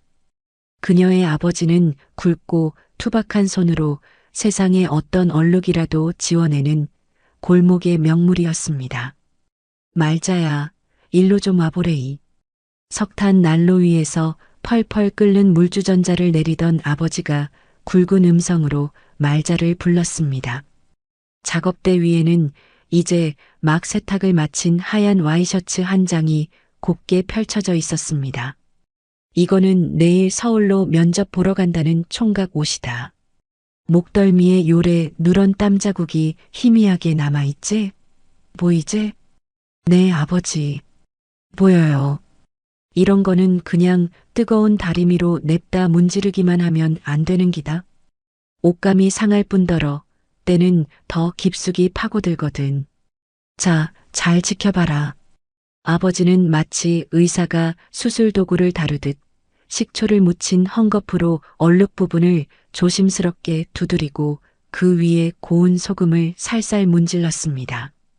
그리고는 화로에 달궈두었던 거대한 무쇠 다리미를 집게로 들어 올렸죠. 다리미는 모름지기 이래 무게가 묵직해야 하는 기다. 요즘 나오는 가벼운 놈으로는 옷의 겉주름만 펴지지 옷의 심지까지 빳빳하게 펴지는 법이 없거든. 증기 구멍 하나 없는 투박한 쇳덩어리였지만 아버지의 손안에서 다리미는 마치 살아있는 생물처럼 셔츠 위를 미끄러졌습니다. 치익 하는 소리와 함께 하얀 김이 피어오르며 마법처럼 모든 주름과 얼룩이 자취를 감추었습니다. 말자야, 우리가 하는 일이 그냥 남의 옷이나 빨아서 먹고 사는 일이라고 생각하나? 아버지가 다림질을 잠시 멈추고 땀을 닦으며 물었습니다. 아니면요? 우리는 사람의 품격을 다리는 기다. 생각해봐라. 구겨진 옷을 입고 세상에 나가면 어깨도 움츠러들고 마음까지 구겨지는 법이거든. 품격 말씀이세요? 그렇지. 저 총각이 내일 이 빳빳하고 새하얀 셔츠를 입고 면접장에 들어선다고 생각해봐라. 저절로 어깨가 펴지고 목소리에 힘이 들어가고 없던 자신감도 생겨날 기다. 그 자신감을 만들어주는 게 바로 우리가 하는 일이야. 아버지는 다시 묵묵히 다리미를 움직였습니다. 이 다리미는 네 할아버지가 쓰시던 물건이다. 외놈들한테 나라 뺏겼던 시절부터 쓰셨다 하더구나. 무게가 자그마치 10kg나 나가는데 이걸로 한번 다려내면 죽은 옷도 살려낼 수 있다. 너무 무거워요, 아버지. 전 아직 손목이 아파요. 무거운 만큼 정직한 기다. 가벼운 물건은 손에 쥐기는 쉬워도 그만큼 쉽게 잊히는 법이야. 하지만 무거운 것은 다루기는 힘들어도 그 손맛이 평생 몸에 남고 그 결과물도 오래가는 법이지. 아버지가 마침내 완성된 셔츠를 옷걸이에 걸어들어 보였습니다. 작업장 창문으로 쏟아져 들어오는 봄 햇살에 셔츠가 눈이 부실 정도로 새하얗게 빛났습니다. 자, 이제 네가 한번 해보래이. 말자가 떨리는 손으로 무거운 다리미를 들었습니다. 손목이 부서질 듯 아팠지만 아버지가 가르쳐준 대로 천천히 온 마음을 다해 옷 위로 다리미를 움직였습니다. 그래, 그래. 바로 그거다. 다리미질은 마음이 급하면 옷을 태워 먹는 기다. 천천히 정성을 들여서. 그때 가게의 낡은 문이 열리며 검은 상복을 든 아주머니 한 분이 울먹이며 들어왔습니다. 사장님, 이거 내일 아침까지 꼭 좀 부탁드립니다. 갑자기 시어머니께서 상을 당하셔서. 아이고 저런. 얼마나 상심이 크시겠습니까? 걱정 붙들어 매십시오. 제가 오늘 밤을 세워서라도 제일 곱게 다려놓겠습니다. 아버지가 공손하게 상복을 받아들었습니다. 그런데 제가 지금 경황이 없어서 세탁비는 나중에 드려도 괜찮을까요? 아이고, 상중에 무슨 돈 타령입니까? 어서 가서 장례 잘 치르시고 나중에 마음 편해지실 때 아무 때나 들르십시오. 아주머니가 고맙다고 몇 번이나 허리를 숙이며 눈물을 글썽인 채 가게를 나섰습니다. 아버지, 돈도 안 받으시고요? 말자야, 세상에는 돈보다 중요한 일이 있는 법이다. 사람의 마지막 가시는 길을 단정하고 깨끗하게 해드리는 것만큼 귀한 일이 어디 있겠나? 아버지는 그 어떤 옷보다도 더 정성스럽게 상복을 다루기 시작했습니다. 무쇠 다리미가 식으면 아궁이에서 다시 뜨겁게 달구고 또다시 정성껏 다리고 그 과정을 수없이 반복했습니다. 새벽녘이 되어서야 모든 일이 끝났습니다. 그리고 10년 뒤 아버지는 말없이 자신의 손때가 묻은 무쇠 다리미를 말자의 손에 쥐어주었습니다. 말자야, 이제부터는 이 다리미를 네가 가져라. 아버지께서 쓰셔야지요. 나는 이제 늙어서 이 무거운 걸 들 힘이 붙인다. 이제는 네가 이 다리미의 새 주인이 되어야지. 아버지의 따뜻하고 커다란 손이 말자의 손을 감쌌습니다. 이 다리미로 사람들의 구겨진 마음과 품격을 지켜주거라. 절대로 돈이 목적이 되어서는 안 된다. 우리는 그저 빨래꾼이 아니라 사람의 삶을 만지는 장인이니까. 알겠지? 그렇게 과거의 기억에서 깨어난 말자는 다음 날 아침 이삿집 보관센터로 향했습니다. 그곳에서 다른 건 몰라도 그 무쇠 다리미는 꼭 가지고 오고 싶었거든요. 이삿집 보관센터에 도착한 말자는 50년 전에 그 무쇠 다리미를 찾아 차가운 가슴에 꼭 껴안았습니다. 차가웠던 쇠붙이가 어느새 그녀의 체온으로 미지근하게 데워졌습니다. 아버지, 저 아버지 딸 박말자 잘하고 있는 거 맞지요? 아버지가 가르쳐 주신 대로 무겁지만 정직하게 살려고 발버둥 쳤는데 뜨거운 눈물 한 방울이 다리미 위로 툭 떨어졌습니다. 선우한테도 아버지의 마음을 전해주고 싶었는데 그 아이 눈에는 이게 그저 돈 안 되는 무거운 고철덩이로만 보였나 봅니다. 말자가 손수건으로 다리미에 묻은 세월의 먼지와 자신의 눈물을 함께 닦아냈습니다. 50년의 시간이 깃들어 있었지만 다리미는 여전히 묵직한 장인의 무게를 고스란히 간직하고 있었습니다. 아버지가 제게 주신 이 무거운 다리미처럼 저도 무겁지만 정직하게 제 마지막 소임을 다하고 가겠습니다. 말자는 그렇게 다리미와 낡은 앨범 그리고 자신이 쓰던 세탁도구 몇 개를 챙겨 옥탑방으로 돌아왔습니다. 아버지의 묵직한 다리미를 품에 안고 잠이 든 다음 날 아침 옥탑방의 작은 창으로 눈부신 햇살이 쏟아져 들어왔습니다. 어둠과 냉기만이 가득했던 공간에 처음으로 찾아온 따스한 아침 햇살이었습니다.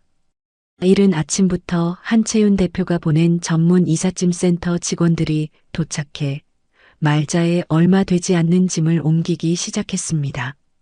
그들은 낡고 허름한 물건 하나하나를 마치 귀한 도자기를 다루듯 조심스럽게 포장했죠. 할머니, 제가 들게요. 보기에도 엄청 무거워 보이는데요.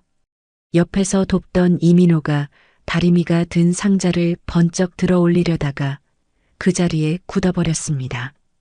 헉! 할머니, 이 상자 안에 혹시 벽돌 넣으셨어요? 이게 어떻게 된 거예요? 살살 다뤄줘, 민호야. 우리 아버지 유품이야. 그때 이삿짐을 거의 다 나른 직원이 다가와 정중하게 말했습니다. 선생님, 이제 슬슬 출발하셔야겠습니다. 새 숙소에 가셔서 편안하게 쉬셔야죠. 말자는 마지막으로 자신이 머물렀던 옥탑방을 천천히 둘러보았습니다. 지독하게 춥고 외로웠던 공간이었지만 아이러니하게도 모든 기적이 바로 이곳에서 시작되었습니다.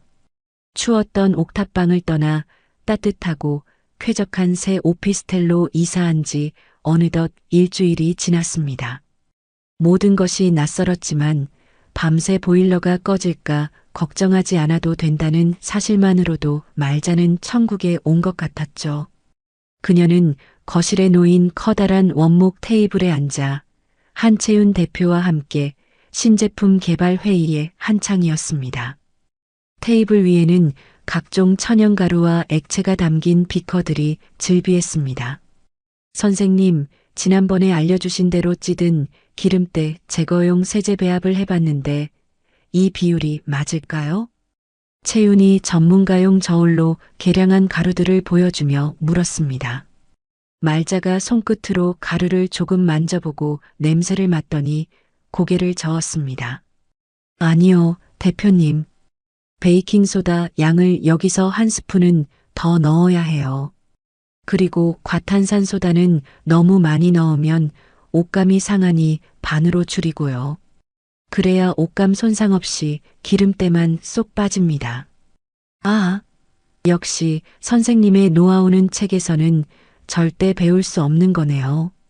채윤이 감탄하며 태블릿 PC에 말자의 조언을 꼼꼼하게 받아 적었습니다. 바로 그때 현관문이 열리며 민호가 흥분한 얼굴로 뛰어들어왔습니다. 할머니, 대박. KBC 방송국에서 또 연락 왔어요. 지난번에 취재하고 싶다고 했던 그 팀인데 할머니 이야기가 너무 감동적이라서 단편 다큐멘터리로 꼭 만들고 싶대요. 말자가 단호하게 고개를 저었습니다. 나는 그런 거 안 한다고 전해줘. 네. 왜요, 할머니? 이렇게 좋은 기회를. 내 아픈 이야기를 팔아서 남들한테 구경거리 되고 싶은 마음 없어. 채윤이 말자의 손을 부드럽게 잡았습니다. 선생님, 이건 구경거리가 아니에요. 선생님의 이야기는 지금 어딘가에서 절망하고 있을 수많은 사람들에게 커다란 희망이 될 수 있어요. 희망이라니요. 네. 모든 것을 잃었다고 생각했던 자리에서 자신의 힘으로 다시 꿋꿋하게 일어서는 사람의 이야기요. 그게 누군가에게는 얼마나 큰 용기와 위로가 될지 선생님은 상상도 못하실 거예요. 말자는 한참 동안 창밖을 바라보며 생각에 잠겼다가 마침내 천천히 고개를 끄덕였습니다. 그래요. 내 이야기가 정말로 누군가에게 단 한 사람에게라도 도움이 될 수 있다면 한번 해보지요. 박말자의 인생을 담은 다큐멘터리가 방영된 후 세상은 그야말로 들끓기 시작했습니다. 한평생 묵묵히 자신의 자리를 지켜온 늙은 장인의 이야기는 자극적인 사건 사고에 지쳐있던 사람들의 마음에 깊은 울림을 주었죠. 그리고 그 뜨거운 관심과 기대 속에서 마침내 그녀의 철학이 담긴 브랜드 말자의 하루가 세상에 첫 선을 보이는 날이 밝았습니다. 브랜드 론칭 행사가 열리는 호텔 연회장은 수백 명의 기자들과 업계 관계자들로 발 디딜 틈이 없었습니다. 클린 팩토리의 신제품 발표회는 늘 화제의 중심에 있었지만 오늘만큼은 그 열기가 유독 뜨거웠습니다. 무대 뒤 곱게 빗어올린 흰머리에 단아한 옥색 한복을 차려입은 말자는 긴장된 얼굴로 무대 아래를 내려다보고 있었습니다. 선생님 괜찮으세요? 너무 떨지 마세요. 한채윤 대표가 다가와 그녀의 손을 따뜻하게 잡아주었습니다. 내가 이런 큰 자리에 서도 되는 사람인지 모르겠습니다. 선생님은 세상에서 가장 자격이 넘치는 분이세요. 선생님의 인생이 바로 우리 브랜드의 역사인 거리요. 잠시 후 무대 위 조명이 환하게 켜지고 채윤이 먼저 단상에 올랐습니다. 카메라 플래시가 쉴 새 없이 터졌습니다. 오늘 이 자리에 와주신 귀빈 여러분, 그리고 기자 여러분, 진심으로 감사합니다. 저희 클린 팩토리는 오늘 단순한 신제품이 아닌 새로운 철학을 여러분께 선보이고자 합니다. 채윤은 잠시 말을 멈추고 객석을 둘러보았습니다. 저는 오늘 한 분의 위대한 장인이자 제 인생의 스승님을 여러분께 소개해 드리려고 합니다.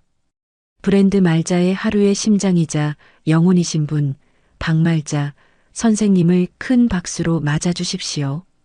우레와 같은 박수 소리와 함께 말자가 채윤의 부축을 받으며 천천히 무대로 걸어 나갔습니다.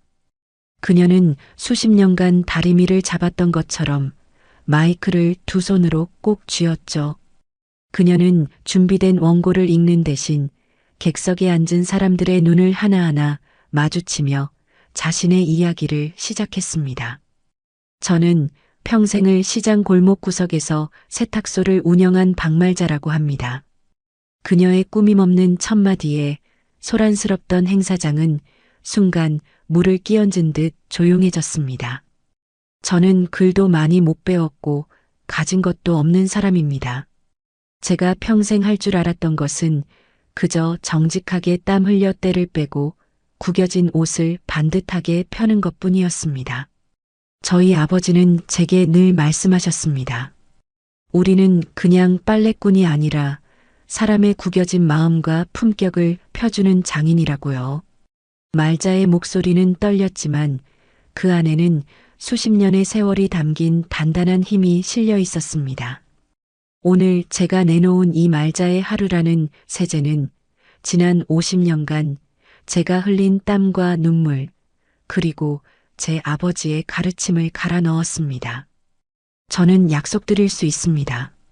내 자식, 내 손주가 입는 옷에 쓸 수 없는 것은 단 한 방울도 넣지 않았습니다. 화려한 향기나 눈속임용 거품 대신 옷에 숨은 때까지 깨끗하게 만드는 정직함 하나만을 담았습니다. 그녀의 진심 어린 연설이 끝나자 장내에서는 잠시 정적이 흘렀습니다. 이내 객석 여기저기서 훌쩍이는 소리가 들려왔고 곧이어 행사장이 떠나갈 듯한 기립박수가 터져 나왔습니다. 그것은 단순한 신제품에 대한 기대감이 아닌 한 사람의 진실된 인생에 대한 깊은 존경의 표시였습니다. 말자의 하루는 출시와 동시에 그야말로 사회적인 현상이 되었습니다. 온라인 판매가 시작된 지 단 10분 만에 준비된 초도 물량 10만 개가 전량 매진되는 기염을 토했죠. 오프라인 매장에서는 제품을 사기 위해 새벽부터 줄을 서는 진풍경이 벌어졌습니다. 사람들은 단순히 세제를 사는 것이 아니었습니다. 그들은 박말자라는 장인의 정직함과 그녀가 걸어온 세월의 가치를 구매하는 것이었습니다. TV와 신문은 연일 그녀의 기사를 대서특필하기 시작했습니다. 곰팡내 나던 옥탑방에서 존경받는 장인으로 국민 멘토 박말자의 인생 역전 스토리. 가짜 명품에 지친 시대, 진짜 장인 정신에 열광하다. 박말자 신드롬, 대한민국의 정직의 가치를 묻다. 박말자는 더 이상 초라한 옥탑방의 무명 노인이 아니었습니다. 그녀는 대한민국에서 가장 신뢰받는 얼굴이자 정직과 성실의 상징이 되었습니다.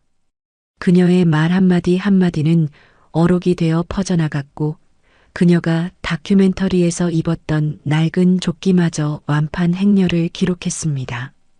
초라했던 과거는 이제 그녀의 진정성을 증명하는 가장 강력한 서사가 되어 그녀를 세상 가장 높은 곳으로 화려하게 비상시키고 있었습니다. 이 모든 영광의 중심에서 말자는 자신의 새로운 오피스텔 서재에 앉아 조용히 아버지의 낡은 다리미를 닦고 있었습니다. 창밖으로 보이는 서울의 화려한 야경도 연일 쏟아지는 세상의 찬사도 그녀의 마음을 흔들지는 못했습니다. 그녀는 그저 아버지의 가르침을 세상에 내놓았다는 깊고 평온한 만족감에 휩싸여 있을 뿐이었습니다. 말자가 세상의 존경과 찬사를 한 몸에 받으며 눈부신 나날을 보내고 있을 무렵 그녀를 옥탑방으로 내쫓았던 아들 내외는 끝을 모르고 나락으로 추락하고 있었습니다. 아들 최선우는 어머니의 건물을 담보로 얻은 대출금을 주식에 쏟아부었지만 그가 투자한 종목들은 모조리 휴지 조각이 되어버렸죠. 결국 어머니의 평생이 담겼던 상가 건물은 차가운 경매 매물로 넘어가 헐값에 팔렸고 부부는 순식간에 수억 원대의 빚더미 위에 올라앉게 되었습니다. 화려했던 강남의 아파트는 진작에 빼앗겼고 지금은 곰팡내가 진동하는 반지하 단칸방에서 하루하루를 버티고 있었습니다. 최선우 씨, 돈 갚으라고. 당장 안 나와. 아침부터 현관문을 두들기는 사채업자들의 고함 소리에 선우는 이불을 머리끝까지 뒤집어 썼습니다. 며칠째 씻지도 못해 퀭한 그의 옆에서 오서영이 날카로운 손톱을 깨물며 쏘아붙였습니다. 당신 정말 이대로 손 놓고 있을 거야? 당신 어머니는 지금 TV만 틀면 나오는데 백만장자가 다 됐는데 우리는 이게 뭐야? 선우가 신경질적으로 이불을 걷어찼습니다. 그럼 어쩌라고. 다 당신 아버지 사업에 돈 대주다가 이렇게 된 거 아니야. 뭐, 지금 그걸 내 탓으로 돌리는 거야? 주식에 눈이 뒤집혀서 돈 날린 건 당신이잖아. 서로를 향한 비난과 원망이 독처럼 번져나가던 그때 서영의 눈이 번뜩였습니다. 그녀는 남편에게 다가가 그의 어깨를 잡았습니다. 여보, 우리에게 아직 마지막 방법이 하나 남았어. 방법은 무슨?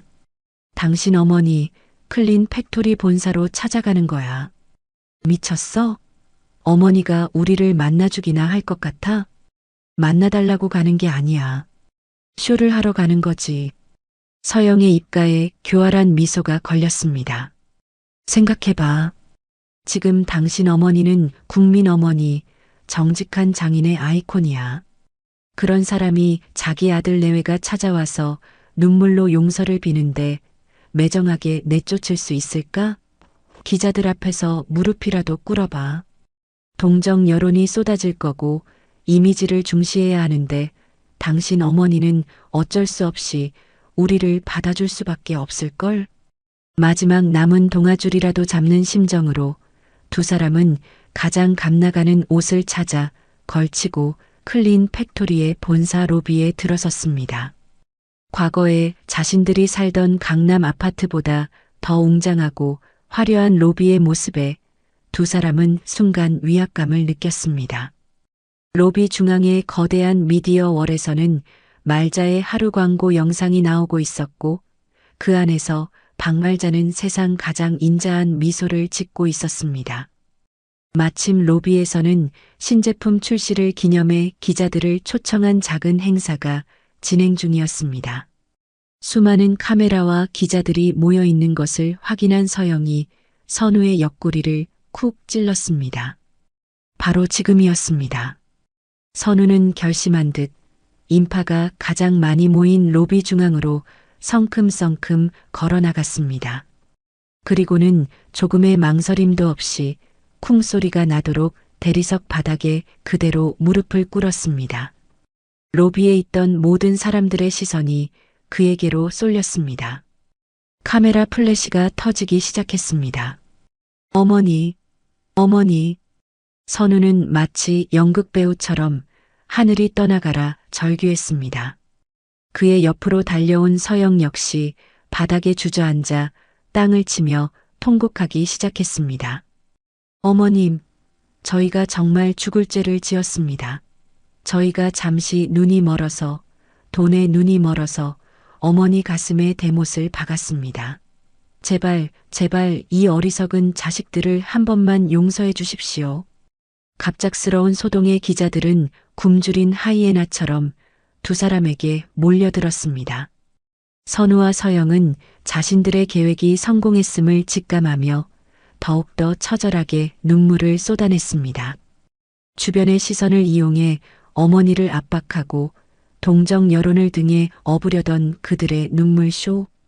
하지만 그들의 의도와는 달리 상황은 전혀 예상치 못한 방향으로 흘러가기 시작했습니다. 한 노련한 기자가 날카로운 질문을 던졌습니다. 최선우 씨, 지금 와서 용서를 비는 이유가 뭡니까?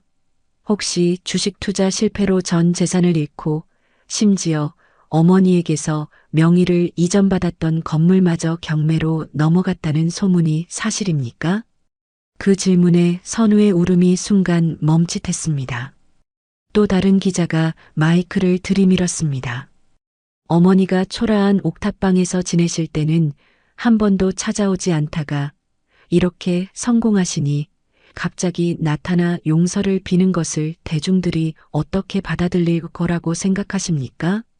이건 진심 어린 사과가 아니라 돈을 노린 계산된 연극이라는 비난에 대해서는 어떻게 생각하십니까? 기자들의 송곳 같은 질문이 쏟아지자 동정심을 기대했던 두 사람의 얼굴이 하얗게 질리기 시작했습니다. 주변에서 구경하던 회사 직원들과 방문객들의 시선도 동정에서 경멸로 바뀌어 갔습니다. 세상에, 저 사람들이 그 페륜아들이구나. 자기 엄마 재산 다 가로채서 저 여자네 집에 다 갖다 바쳤다며? 얼굴에 철판을 깔았네. 연기하는 것 좀 봐. 소름 끼쳐. 주변의 비난과 수군거림은 날카로운 비수가 되어 두 사람의 심장에 박혔습니다. 그들이 원했던 동정의 무대는 어느새 그들의 추악한 탐욕과 위선을 만천하에 공개하는 잔인한 심판대로 변해 있었습니다. 그들은 스스로 파놓은 함정에 빠져 수많은 카메라와 경멸의 시선 속에 완전히 고립되고 말았습니다. 기자들의 날카로운 질문이 맹렬한 화살처럼 쏟아져 내리고 계산된 눈물 연기가 오히려 조롱거리가 되어버린 바로 그 순간이었습니다. 최선우와 오서영이 더는 숨을 곳 없이 궁지에 몰려 허우적대고 있을 때 띵소리와 함께 로비의 엘리베이터 문이 열렸습니다. 로비에 있던 모든 사람들의 시선이 일제히 그곳으로 쏠렸습니다. 엘리베이터 안에는 단아한 한복 차림의 박말자가 한채윤 대표와 함께 서 있었습니다. 그녀의 얼굴에는 소란을 마주한 놀라움이나 당황한 기색 대신 깊고 고요한 평온함만이 깃들어 있었죠. 마치 시끄러운 시장 한복판에 홀로 핀 고고한 난초와 같았습니다. 박말자 선생님, 어머니. 기자들은 특종을 잡기 위해, 아들 내외는 마지막 동아줄을 잡기 위해 동시에 그녀를 향해 몰려들었습니다. 선우는 기다렸다는 듯이 엉망이 된 얼굴로 어머니를 향해 무릎으로 기어가기 시작했습니다. 어머니, 제가 정말 잘못했습니다. 어머니. 그는 말자의 발치에 엎드려 그녀의 옷자락을 붙잡으려 애썼습니다. 카메라 플래시가 광적으로 터지며 그 비참하고 극적인 순간을 담아냈습니다. 모두가 숨을 죽이고 말자의 다음 행동을 기다렸습니다. 그녀가 과연 아들을 향해 분노를 터뜨릴 것인가, 아니면 이 모든 것을 용서하는 모성애를 보여줄 것인가.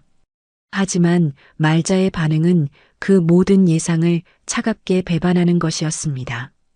그녀는 바닥에 엎드려 오열하는 아들을 향해 분노도 연민도 아닌 마치 길가의 벌레를 보는 듯한 얼음처럼 차가운 무관심을 보였습니다. 그녀의 시선은 아들의 얼굴에 머무르지 않고 그의 머리 위, 저 너머의 먼 곳을 향해 있었죠. 그녀는 흐느끼는 아들을 피해 돌아가는 대신 원래 가려던 길을 그대로 걸었습니다. 마치 바닥에 아들이라는 존재가 없는 것처럼 그녀는 한치의 망설임도 없이 아들을 지나쳐갔습니다. 선우의 처절한 울음소리도 수백 개의 카메라 플래시도 그녀의 발걸음을 멈추게 하지는 못했습니다. 그러다 그녀는 잠시 걸음을 멈추고 바닥에 엎드린 아들을 내려다보았습니다. 그리고는 천천히 허리를 숙여 그의 귓가에 다른 누구도 들을 수 없는 나지막한 목소리로 속삭였습니다. 그 목소리에는 어떠한 감정도 실려 있지 않아 오히려 섬뜩할 정도였습니다. 네가 버린 것은 낡고 병든 늙은 엄마가 아니야. 선우의 울음이 순간 멎었습니다. 내 할아버지로부터 물려받아 내 평생을 바쳐 지켜온 이 두 손의 가치, 그 세월의 무게였지. 그걸 알아보지 못한 건 누구의 탓도 아닌 오롯이 너 자신의 책임이다. 그 말을 끝으로 말자는 미련 없이 허리를 폈습니다. 그녀는 단 한 번도 뒤를 돌아보지 않고 자신을 기다리고 있던 한채윤 대표가 있는 곳으로 당당히 걸어갔습니다. 채윤은 말없이 그녀의 곁을 지켰고 두 사람은 함께 엘리베이터에 올랐습니다.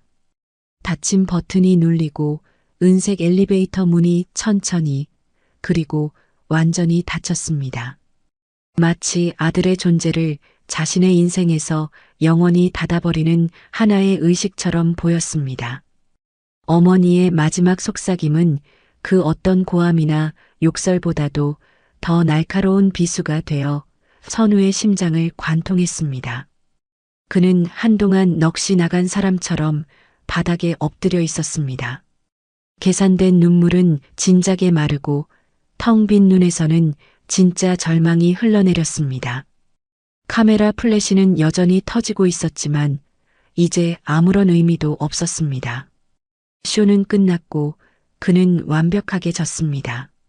그것은 단순히 돈이나 명예를 잃은 것과는 차원이 다른 패배였습니다.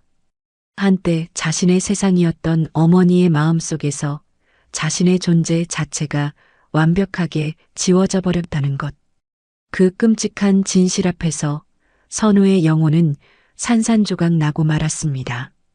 박말자를 태운 엘리베이터 문이 닫히기도 전에 폭풍은 이미 시작되고 있었습니다. 로비에 있던 누군가가 스마트폰으로 촬영한 생생한 영상이 페륜아들의 눈물겨운 쇼라는 자극적인 제목으로 실시간으로 퍼져나갔기 때문이었죠. 전문가용 카메라가 아닌 흔들리는 스마트폰으로 촬영된 날것의 영상은 오히려 더 큰 파급력을 가졌습니다. 영상의 조회수는 기하급수적으로 폭발했고 수만 개의 댓글이 달리기 시작했습니다. 연기 대상감이네. 저렇게 뻔뻔할 수가 있나?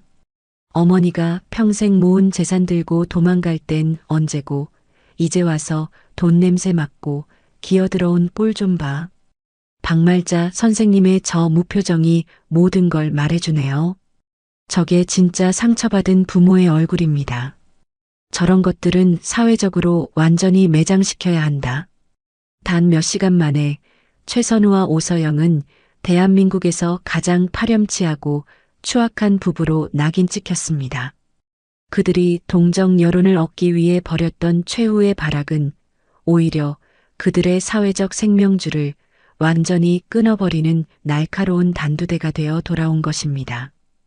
그날 밤 곰팡내 나는 반지하 방으로 돌아온 두 사람 사이에는 더 이상 어떤 위선도 남아있지 않았습니다. 서로를 바라보는 눈에는 경멸과 증오만이 이글거렸죠. 다 당신 때문이야. 어설픈 연기나 하니까 이 꼴이 된 거 아니야. 서영이 삿대질을 하며 악을 썼습니다. 그녀의 얼굴에서는 더 이상 눈물 한 방울도 찾아볼 수 없었습니다. 뭐, 이게 내 탓이야? 기자들 앞에서 무릎 꿇고 쉬하자고 계획 짠 게 누군데. 선우 역시 핏발이 선 눈으로 맞받아쳤습니다. 그럼 내가 시키는 대로 제대로 했어야지. 그렇게 어정쩡하게 우는 척이나 하니까 기자들이 눈치챈 거잖아. 당신 어머니가 뭐라고 속삭였어? 그때 당신 표정 완전 넋이 나갔던데. 닥쳐. 네가 뭔데 우리 엄마에 대해서 함부로 말해. 우리 엄마? 이제 와서 엄마 소리가 나와? 당신은 그냥 돈밖에 모르는 기생충이야. 이게 정말. 두 사람은 서로의 머리채를 잡고 물건을 집어 던지며 짐승처럼 싸웠습니다.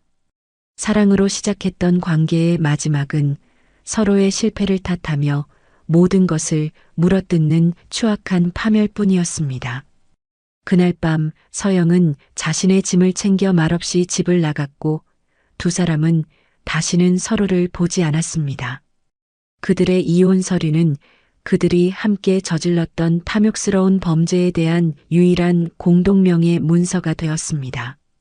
그 후 선우의 삶은 걷잡을 수 없이 무너져 내렸습니다. 페르나라는 꼬리표는 그가 가는 곳마다 따라다녔고 그는 더 이상 제대로 된 직장을 구할 수 없었습니다. 결국 그는 하루 벌어 하루 먹고 사는 막노동판을 전전하는 신세가 되었습니다. 어머니의 희생으로 얻었던 명문대 졸업장도 한때 번듯했던 외모도 아무런 소용이 없었죠. 먼지 가득한 공사장에서 컵라면으로 끼니를 때우던 어느 날 그의 눈앞으로 박말자의 얼굴이 인쇄된 광고버스가 지나갔습니다. 버스 광고 속 어머니는 세상 가장 따뜻한 미소를 짓고 있었습니다. 선우는 마치 불에 댄 듯 화들짝 놀라 고개를 숙였습니다. 어머니의 성공은 이제 그에게 영원히 지워지지 않을 주홍 글씨이자 스스로 걷어찬 행복에 대한 잔인한 증거가 되어 그를 평생 괴롭혔습니다. 오서영 역시 마찬가지였습니다. 그녀는 사람들의 손가락질과 비난을 피해 이름도 바꾸고 얼굴에 손을 댄 채 어둠 속으로 자취를 감추었습니다. 한때 화려한 인플루언서였던 그녀의 SNS 계정은 악성 댓글로 도배되었고 그녀의 과거 사진들은 만나면 안 될 관상이라는 제목으로 인터넷을 떠돌았습니다. 박말자는 그들의 소식에 단 한 번도 귀를 기울이지 않았습니다. 그들의 몰락에 대해 묻는 기자들의 질문에도 그저 침묵으로 일관했죠. 그녀는 아들 내외의 파멸을 위해 단 1원의 돈도 1초의 시간도 단 한 톨의 감정도 쓰지 않았습니다. 그들은 박말자의 복수로 무너진 것이 아니었습니다. 오롯이 자신들이 짚혔던 탐욕과 어리석음이라는 거대한 불길 속으로 스스로 뛰어들어 타버린 것뿐이었습니다. 그렇게 세상의 기억 속에서 두 사람은 서서히 그러나 완벽하게 지워져 갔습니다. 아들과 며느리의 추악한 소동이 폭풍처럼 휩쓸고 지나간 후 1년이라는 시간이 흘렀습니다. 세상의 모든 소음이 가라앉고 사람들의 기억 속에서 그들의 이름이 희미해질 무렵 말자는 강남의 화려한 펜트하우스가 아닌 경기도 외곽의 햇살이 가득 들어오는 널찍한 작업실에 서 있었습니다. 그녀는 말자의 하루의 성공으로 얻은 막대한 부를 자신을 위해 쓰지 않았습니다. 대신 잊혀가는 대한민국의 수많은 장인들을 후원하고 그들의 전통 기술을 현대적으로 계승 발전시키는 무지개 재단을 설립하는 데 모든 것을 쏟아부었죠. 이곳은 바로 그 재단의 심장이자 새로운 희망이 자라나는 공간이었습니다. 작업실 내부는 오래된 것과 새로운 것이 아름다운 조화를 이루고 있었습니다. 한쪽에서는 젊은 장인들이 천연 쪽물을 들여 옷감을 염색하고 있었고 다른 한쪽에서는 디자이너들이 컴퓨터로 전통 문양을 현대적인 패턴으로 재창조하고 있었습니다. 그리고 그 모든 과정을 박말자는 어머니처럼 따뜻하고 대가처럼 예리한 눈으로 지켜보고 있었습니다. 그녀의 곁에는 이제 풋내를 벗고 재단의 유능한 미디어 팀장이 된 이민호가 든든하게 자리하고 있었습니다. 이사장님, 지난번 우리가 후원했던 나전칠기 장인 할아버지의 작품이 뉴욕 메트로폴리탄 박물관에 전시되는 게 확정됐다고 연락 왔습니다. 민호가 태블릿 PC를 보여주며 자랑스럽게 보고했습니다. 그래, 참 잘된 일이구나. 그 양반 평생을 자기만 보고 사셨는데 이제야 세상이 그 가치를 알아주는구나. 다 이사장님 덕분입니다. 저희 미디어 팀에서 제작한 할아버지의 유튜브 다큐멘터리가 해외에서 먼저 터졌거든요. 아니다. 나는 그저 멍석만 깔아준 것뿐이지. 기술은 낚는 것이 아니라 사람들에게서 잊히는 것이란다. 우리는 그저 그 잊히는 길목을 지키는 문지기 같은 사람들이야. 말자가 온화하게 미소 지으며 말했습니다. 그녀는 더 이상 좁은 세탁소 골목의 주인이 아니었습니다. 사라져가는 대한민국의 소중한 가치들을 지키고 그것을 다음 세대에게 물려주는 더 큰 유산의 수호자가 되어 있었습니다. 말자는 작업실 가장 안쪽, 가장 밝은 햇살이 들어오는 곳으로 발걸음을 옮겼습니다. 그곳에는 특수 제작된 받침대 위에 그녀의 아버지가 물려준 낡은 무쇠 다리미가 마치 성물처럼 고이 모셔져 있었습니다. 한 어린 제자가 서툰 솜씨로 하얀 손수건을 다리고 있었죠. 아직도 힘이 너무 많이 들어가는구나. 말자가 소녀의 뒤로 다가가 떨리는 아이의 손 위로 자신의 주름진 손을 부드럽게 포겠습니다. 자, 느껴보렴. 다리미는 팔의 힘으로만 미는 것이 아니란다. 어깨부터 손목까지 온몸의 무게를 실어서 지그시 누르며 나아가는 것이지. 두 사람의 손에 쥔 무쇠 다리미가 옷감 위를 부드럽게 미끄러졌습니다. 아들에게 물려주려다 끝내 실패했던 그녀의 진짜 유산은 이제 핏줄이 아닌 마음으로 이어진 새로운 세대에게 성공적으로 이어지고 있었습니다. 피로 맺어진 인연이 끊어진 바로 그 자리에서 뜻으로 이어진 더 넓고 깊은 인연이 새롭게 움트고 있었습니다. 다리미질은 말이다. 단순히 주름을 펴는 일이 아니야. 옷에 담긴 사람의 마음을 어루만져주는 일이란다. 그러니 늘 정성을 다해야 해. 다리미는 무게로만 다리는 게 아니라 이 마음으로 다리는 것이거든. 아버지에게 들었던 말을 그녀는 이제 자신의 제자에게 그대로 속삭여주고 있었습니다. 어린 제자의 눈이 존경심으로 반짝였습니다. 그 모습을 지켜보는 말자의 얼굴에는 복수의 통쾌함이나 성공의 교만함은 찾아볼 수 없었습니다. 대신 무언가를 창조하고 그것을 아낌없이 나누는 사람만이 가질 수 있는 깊고 평온한 미소가 가득했습니다. 따스한 오후의 햇살이 세월의 무게를 이겨낸 늙은 장인의 얼굴과 이제 막 꿈을 키우기 시작한 어린 제자의 얼굴 위로 공평하게 쏟아져 내리고 있었습니다. 오늘 이야기 어떠셨나요? 혹시 끝까지 함께 해주신 분이 계시다면 잘 들었다고 댓글 하나만 남겨주세요. 여러분에게도 따뜻하고 빛나는 날들이 찾아올 거예요. 구독과 좋아요는 다음 이야기를 이어가는 큰 힘이 됩니다. 지금까지 오늘도 사연이었습니다. 더 깊고 따뜻한 이야기로 다시 찾아뵐게요. 편안한 하루 보내세요. 감사합니다.